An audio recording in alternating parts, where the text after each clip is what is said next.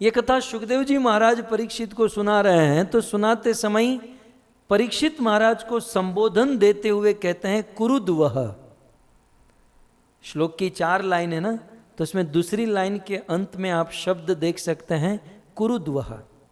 जब संस्कृत श्लोक को हिंदी में ट्रांसलेट करना होता है तो शब्द आगे पीछे हो जाते हैं, इसलिए अन्वयी के अनुसार पहले हमें जो शब्द लेना होगा वह है कुरुद्वह।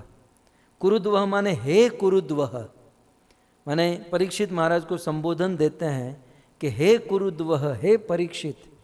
तो फिर प्रश्न ये भी होगा कि सुखदेव जी परीक्षित महाराज को द्वारवत्याम परीक्षितः ऐसा भी कह सकते हैं, लेकिन यहाँ पर कुरुद्वह क्यों कहता है?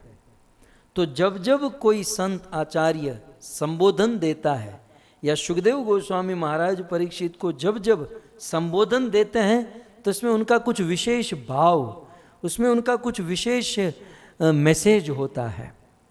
तो यहाँ पर सुखदेव गोस्वामी महाराज परीक्षित को कुरुद्वह कह रहे हैं, तो ये संबोधन देने का कारण क्या है, मैसेज क्या है? तो यहाँ पर कुरुद्वह, देखिए इसके बहुत सारे अर्थ होते हैं। कुरुद्वह, वह माने उठाने वाला, ढोने वाला, वह माने वहन करने वाला, उठाने वाला, ढोने वाला।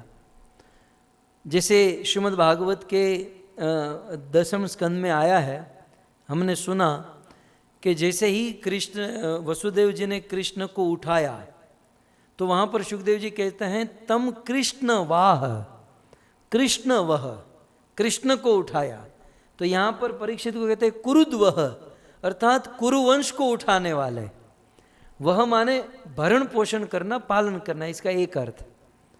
तो कुरुद्वह माने कुरुवंश का भरण पोषण करने वाले, कुरुवंश का पालन करने वाले, इसका एक अर्थ ये हुआ।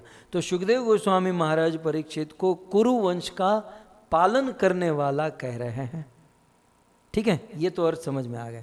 इस पर व्याख्या यदि करें तो आप विचार करो कि परीक्षित महाराज कुरुवंश का पालन कैसे कर रहे हैं, क्योंकि जिस समय सुखदेव जी महाराज परीक्षित को कहते हैं कि आप कुरुवंश का पालन कर रहे हो, उस समय तो कुरुवंश का कोई बचा ही नहीं है। कुरुवंश के सारे योद्धा हैं, धृतराष्ट्र महाराज के पुत्र कौरव, वो तो युद्ध में मर गए और पांडव हिमालय चले गए। एकमात्र परीक्षित बचे थे, और परीक्षित अब हवे जाऊ जाऊ થઈ રહ્યા છે। 11મો સ્કંદ એટલે લગભગ 6ठा દિવસની આ કથા, 6ठे-7वें दिन की बात है। तो प्रश्न यहाँ पर यह है कि कुरुद्वह, कुरुवंश का तो विनाश हो चुका है, फिर भी महाराज परीक्षित कुरुवंश का भरण पोषण कैसे कर रहे हैं? तो भक्तों यहाँ पर समझना यह है कि भरण पोषण केवल शरीर का ही नहीं होता। शरीर का भरण पोषण रोटी सब्जी दाल भात खाने से होता है, लेकिन शरीर के साथ साथ आत्मा का भी भरण पोषण होना चाहिए। तो कुरुवंश के लोगों के शरीर का भरण पोषण जिस किसी ने भी किया, लेकिन महाराज परीक्षित सुखदेव गोस्वामी के मुख से भागवत कथा सुनकर, श्रीमद् भागवत कथा का श्रवण करके महाराज परीक्षित पूरे कुरुवंश की आत्मा का भरण पोषण कर रहे हैं। जिनकी इच्छा हुई कि हम पितरों के प्रसन्नता के लिए कुछ करें, पितरों की स्मृति के लिए कुछ करें, ये कुरुद्वह शब्द बड़ा महत्वपूर्ण है कि पितरों को यदि तृप्त करना चाहते हैं, उनको प्रसन्न करना चाहते हैं, उनकी संतुष्टि चाहते हैं, तो इस धरती पर करने लायक एक ही कार्य है, और वह भागवत कथा का श्रवण। यहां पर वही बताया जा रहा है। सुखदेव जी कहते हैं परीक्षित, ये भागवत कथा सुनकर एक दो नहीं, पूरे कुरुवंश के पितरों का आप वहन कर रहे हो, पूरे कुरुवंश के पितरों का भरण पोषण कर रहे हो। ये है कुरुद्वह। भक्तों, हमारे परिवार में, हमारे समाज में एक भी ऐसा भक्त निकल जाए ना जो राम और कृष्ण की भक्ति करे, तो हमें प्रसन्न होना चाहिए। दुनिया में क्या होता है, किसी परिवार में, किसी समाज में कोई भक्ति करने लगता है कोई लड़का, तो लोग उसे कोसते हैं, उसे डांटते हैं कि तू बस भजन ही करेगा, भक्ति ही करेगा। लेकिन याद रहे, पैसे कमा कर लाने वाले बच्चे अपने माँ बाप और समाज के शरीर का भरण पोषण करते हैं, लेकिन भजन करने वाला, भक्ति करने वाला पुत्र वे पूरे कुल का, पूरे समाज की आत्मा का भरण पोषण करता है। एक परीक्षित भगवत कथा सुनकर पूरे कुरुवंश का भरण पोषण करते हैं, ऐसा सुखदेव गोस्वामी मोहर लगा रहे हैं। सुखदेव जी कहते हैं, परीक्षित आप कुरुवंश को आनंद देने वाले हो।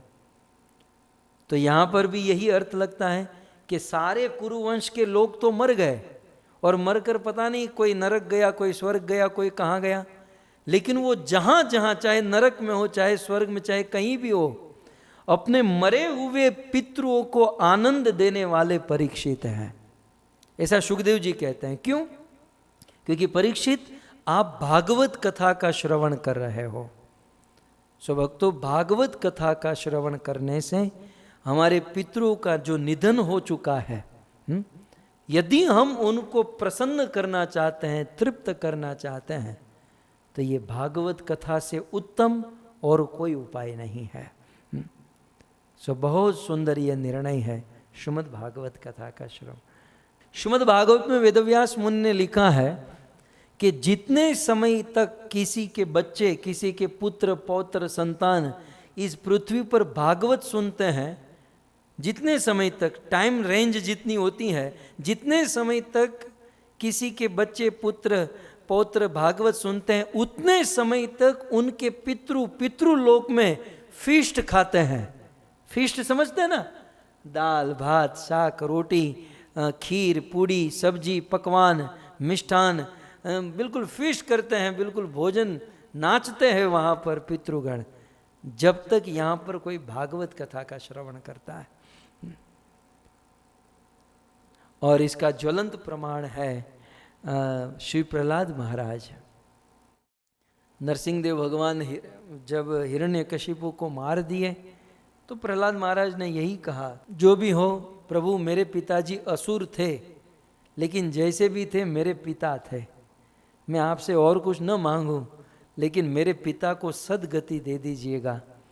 तब भगवान नरसिंहदेव ने कहा, प्रहलाद, तेरे जैसा भक्त जिस किसी कुल में जन्म लेता है, उस कुल की 21 पीढ़ी जो है मेरे धाम को प्राप्त कर लेती है। तो अपने पिताजी के बारे में चिंता मत करो। तो इस प्रकार कुरुद्वः, बहुत सुंदर, हम सबको प्रेरणा देने वाला ये संबोधन है, हम सबको एक उत्साह देने वाला संबंध है कि हम यदि भजन करें, हम भगवान का नाम लें, हम भक्ति करें, हम भगवत कथा सुने, तो हम तो सुखी होंगे, हम तो प्रसन्न होंगे, मरे हुए हमारे पितृ भी तृप्त होंगे, प्रसन्न होंगे। इसलिए प्रत्येक जीव का कर्तव्य है भागवत कथा का श्रवण करें।